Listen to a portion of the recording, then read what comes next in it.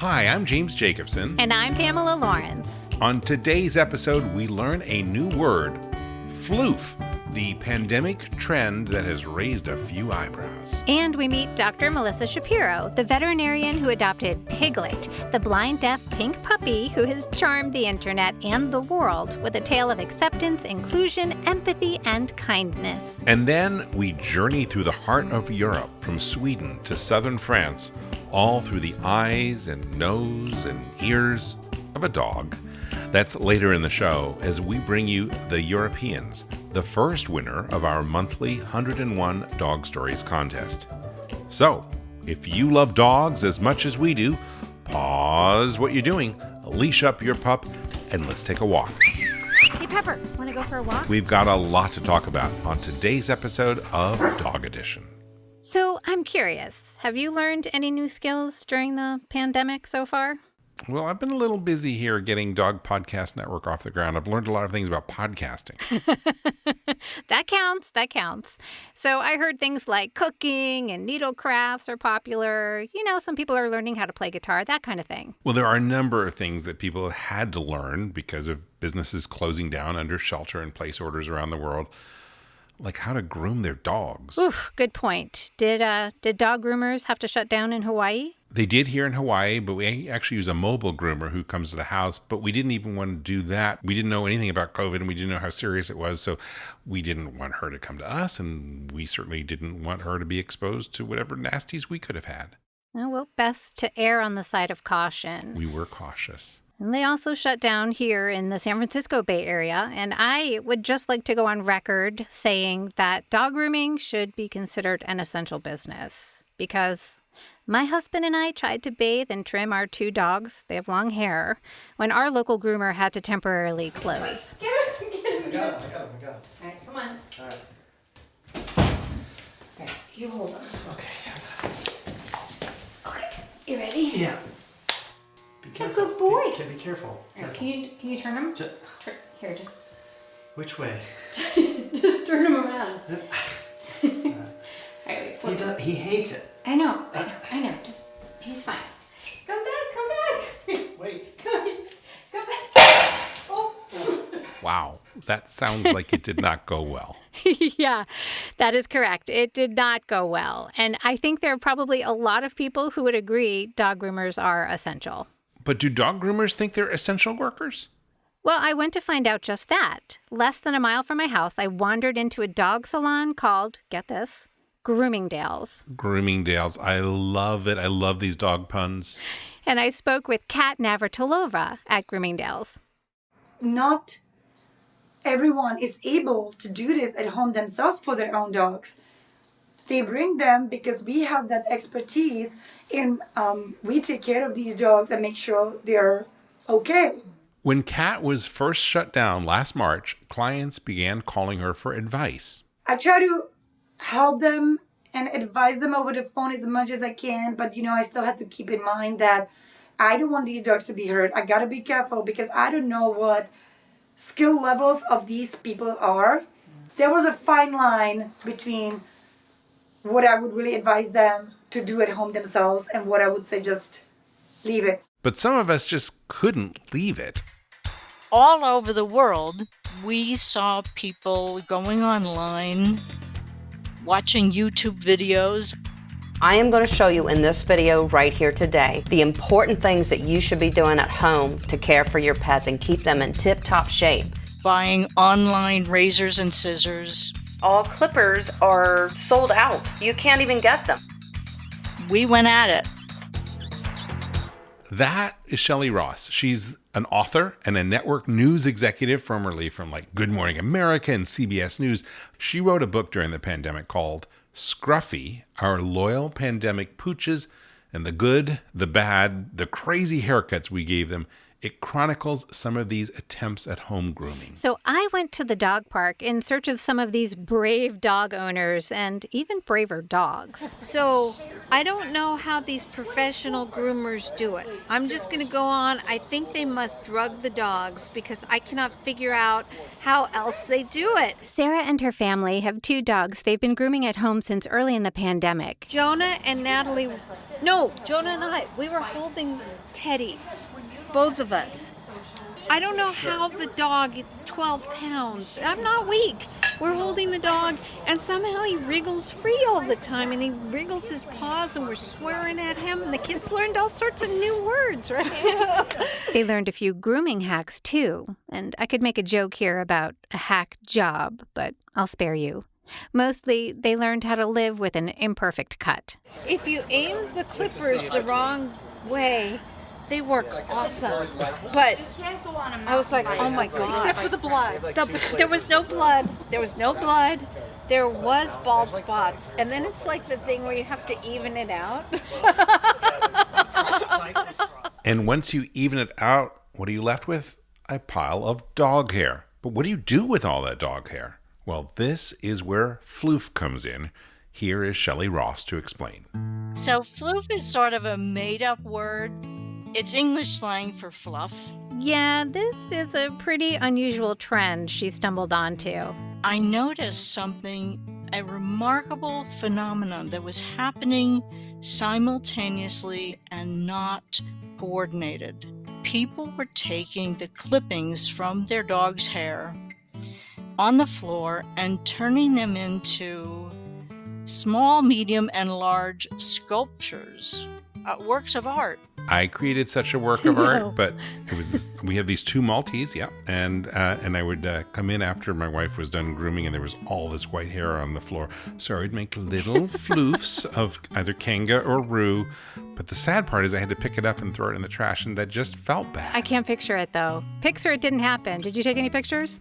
I did not take any pictures. It's like, the Tibetan monks who spend all the time making these mandalas out of sand, and then they have to blow it away. That's kind of what it was for me doing a floof. Well, Shelley reached out to about 50 of these folks who had posted their floof art on social media. Not me. I didn't take a picture. Each photo featured in her book has a story behind it, like the story of Evie, whose owner practiced with the clippers on her husband first. But their toddler, who was watching, got scared of what mom was doing to her dad and started yelling, "What are you doing? What are you doing?" So the mom tells her, "Don't be afraid, honey. Look, even Evie, the dog, isn't afraid of the razor." Oh, okay. I don't like where this is going. I'll let Shelley tell you what happens next. And she put it down towards the dog. Evie didn't like the noise, jumped up. The razor clipped her, didn't hurt her, but just clipped her hair on the top, giving her an indentation that made Evie look like a piggy bank. Sort of like a reverse mohawk. We can laugh at some of these pictures and stories, but we can't overlook the seriousness of the situations that some people and their dogs found themselves in. Yeah, very true. I'm guilty. My dog, Fudgy, her ears were so matted, and I brushed and I did everything that I thought I should be doing, but they still got very matted. And I had to take her to the vet, and the vet shaved them so she wouldn't get an infection. Yeah. Wow. It's going to count as an emergency session because it has to come off, and they will shave the dog. It's not going to look pretty, but the dog's going to feel much better. So how did Fudgy look when she came back from the vet all shaved? Well, she did not look great, but she did feel better. That's what's important. That is. A lot of places around the world are still under these shelter-in-place orders, and so not all dog groomers have been given the green light to reopen. I asked Kat at Groomingdales what she'd like the decision makers to know. If there are maybe decision makers listening, they will, understand that we are in a position where we can keep safety guidelines. We can make sure that everybody's safe, and we can stay healthy and we don't spread this, virus even more, and make sure that we help the dogs. In between shelter-in-place orders, when groomers were permitted to reopen, they were often asked to trim the dog's hair very, very short, to stretch out the time between cuts. Can you guess what groomers have named this style of cut? COVID cut? You got it, yeah. COVID cut. It's a thing now. Sort of like a crew cut where you Yes, yeah. It makes sense. That sounds like a lot, doesn't it? But it's worth taking the time for. It makes hair gleam and glisten. But even more important, it makes hair healthier, too. Shelley Ross's book isn't just about Floof and crazy COVID cuts. It has a bigger purpose, which is actually about developing treatments for COVID-19. You can hear about that on our sister show, The Long Leash with James Jacobson. It's a great conversation. The link to that are in the show notes for today's episode. In our next segment, we are going to meet a puppy who doesn't need a COVID cut because he doesn't have any floof at all. Dr. Melissa Shapiro is a veterinarian who introduces us to her dog, Piglet, who is a deaf, blind, and pink, no floof puppy who inspires students and teachers alike. That's when we come back after the break. Okay, here. Piggy, why don't you I'm going to get him to lay down. He knows when I'm doing this that he's going to go to sleep in my lap. Come on, Piggy wee wee. You are listening to Dog Edition. Welcome back to Dog Edition. Pam, would you say that you have a Piglet mindset? Piglet? Like Piglet from Winnie the Pooh? Well, okay, wait. In the morning, the first thing I do say to myself is, I wonder what's going to happen exciting today. You know, that's something Piglet says, right? Actually, that sort of sounds like one of my favorite books of all time, The Death of Piglet by Benjamin Hoff. But that is not the Piglet I'm talking about. This story is about a totally different Piglet. This Piglet belongs to veterinarian Dr. Melissa Shapiro. It's a heart-warming story about love and empathy, kindness, including all of the things that are so important right now in the world and important to kids as well as adults. Once upon a time, there was a blind, deaf, and very pink little puppy who needed a home. I went to pick him up, and it was quite a nightmare because he was screaming. Hang on, let's start at the very beginning.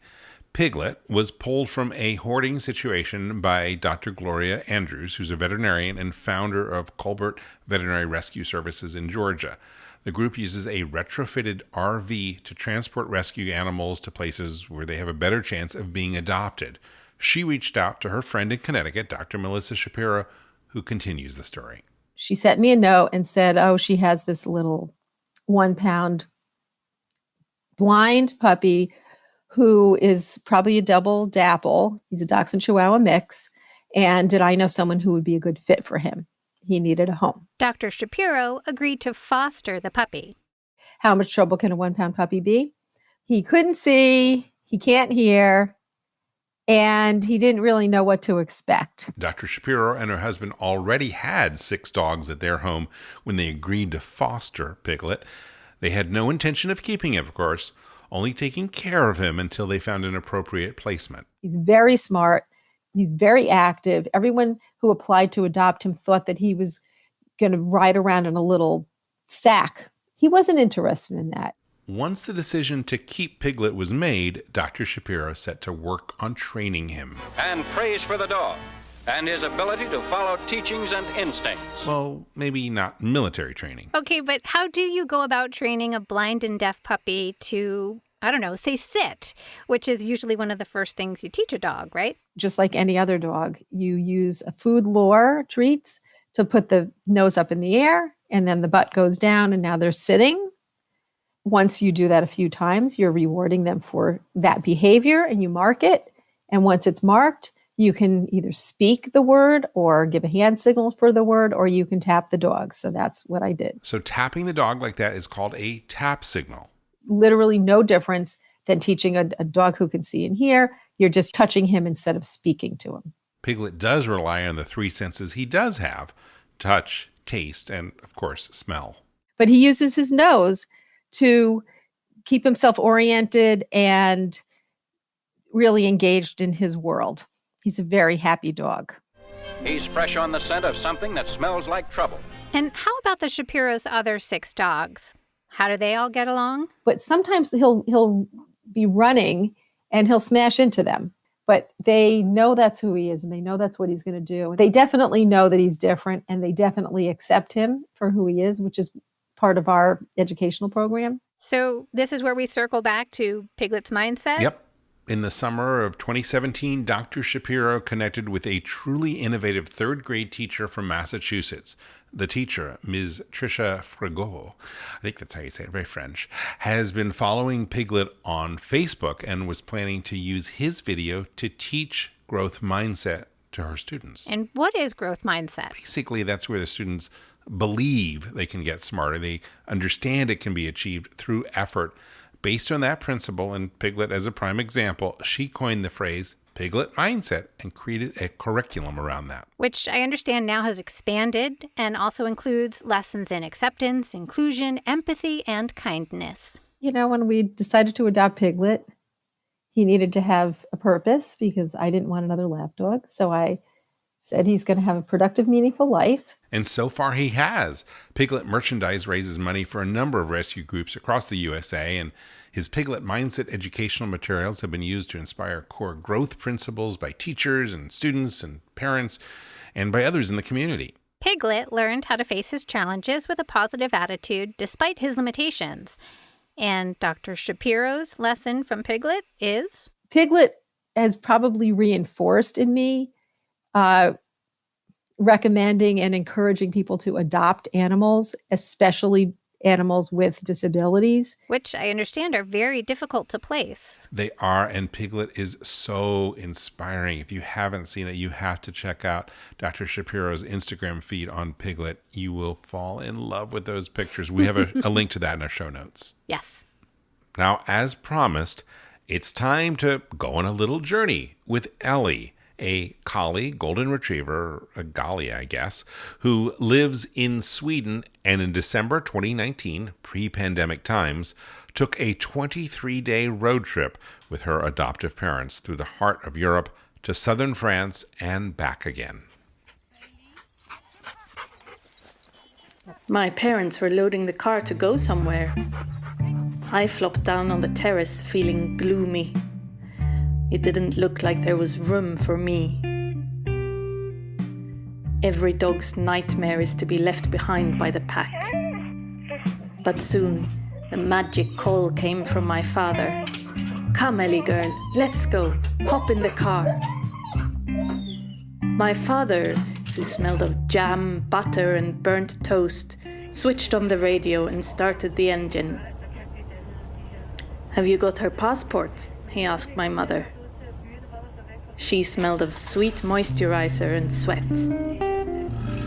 I watched her rummage in her bag and pull out a dark booklet with a circle of stars on the cover. Inside it was a picture of me, so proper, she couldn't imagine there would be any problems during our trip. But I knew there were times of year, like now, when my wavy black coat shed so much I become like an outcast. Did I still look like the majestic 9.5-year-old collie retriever in the picture? Maybe no one would let me inside the places my parents were going. I'd have to wait outside, tied to lampposts watching pigeons, or curled up like a cat in the car. My mother sighed as she put the passport back in her bag. We'd surely be fine in Scandinavia, but how the Germans, French, and Italians would react to the shedding, panting, salivating me was anyone's guess. We crossed border after border. But a strange thing happened. No one seemed to care about my passport. Whenever my mother tried to show it, no one even looked at it. They just smiled and winked and waved at me through the window. At the gas station, a friendly woman even suggested some vitamins to stop my shedding. We traveled further and further into the light and the hills. The luscious scents of cow manure from grasses and wildflowers were different than at home. Not once was I tied up outside or stuck alone in the car. Everywhere, humans welcomed me with words I had never heard before, but understood with my heart. They gave me bowls of water. They scratched my belly. And they filled it with delicious fatty sausage and crusty bread dipped in tasty oil I wasn't usually allowed to have. One day, my father and I got lost on a walk. We kept passing the same vineyards and duck farms. We were going in circles. But then we passed some firemen who were rescuing a whining cat stuck in a tree. Imagine my satisfaction when they interrupted the rescue to drive us home. Another time, we stopped in a tavern. I sniffed the spirits of dogs that had come before me over centuries. Some toothless old men were downing strong-smelling drinks which made them laugh so hard I couldn't help but wag my tail. In response, they breathed their warm breath over me and petted me with their big, hardened hands. As we were heading back into the cold, dark north, a policeman knelt on the platform at a subway station and kissed me on the head. He complimented me on the silkiness of my ears. After that, my mother and father called him a Great Dane. As we were nearing home, they had stopped talking about Scandinavians, Germans, Frenchmen, and Italians. They just thought of everyone as good Europeans. Maybe that was like being a German shepherd, a French bulldog, or one of those yappy Italian dogs that sits in a handbag, or a collie retriever. In the end, we're all just good dogs.